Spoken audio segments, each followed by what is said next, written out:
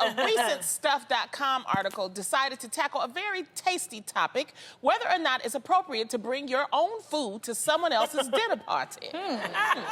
Writer Verity Johnson thinks that it's totally fine and that when she's invited over, she simply tells the host that she's on a diet that's too complicated to accommodate. Verity says that the bigger deal is not being allowed to be honest with your friend that something is wrong with their cooking without offending them. So, ladies, do you think bringing food, your own food, to a dinner party is your right or just rude?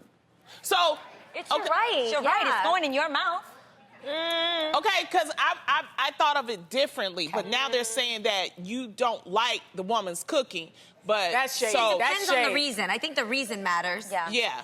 Because according to Verity, she didn't like her friend's cooking, and that's why she brought her own. Why come to the damn party then? That's what I'm saying. I didn't understand that part. You don't have to accept every invite that you get. So if you don't like someone's cooking and they invite you to some place where they're cooking, you just say, I'm busy that day. Yeah. Right. You know what I mean? It's just not necessary. But in Asian families, like, honestly, if you're going to bring a dish to a party, you're going to bring enough for everybody. Right. You don't just sit there and eat your own meal by yourself. Right. Yeah. You go and you bust it out, you turn it into a little potluck. That's so great. Yeah. Even if it's your diet food. Because to me, the purpose of a dinner party is to eat the food at the party. Yeah. Right. Not, unless it's a potluck now, you know. And a potluck, you don't want to eat everybody's food at the potluck. True. You know what I mean? But you pick the pieces you like, and I don't think you should get offended if someone doesn't want to eat your food. Like.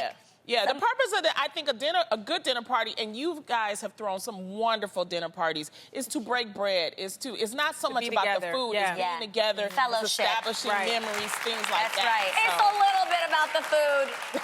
Okay, it's a little about the food. Come on now, when you get invited to Friendsgivings, you go to the person who has the best food. But let me ask you this. You came to mine, thank you very much. When you guys have a dinner party, do you cook it or do you cater it?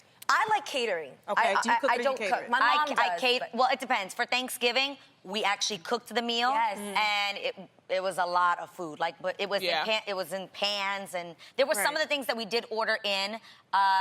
Good old STK has some bomb cream corn. Your mom made empanadas. My mom made empanadas, the pernil. We made we deep fried the turkeys ourselves. Yeah, Three it of was them. good. Sonia was there. She thoroughly enjoyed it. She There always you go. does Get good that parties. reaction. So I guess it depends. If you're going because you know your friend's cooking is not great, then you have to do what you have to do. But if someone's catering, I think you should just eat what they have. What about a diet?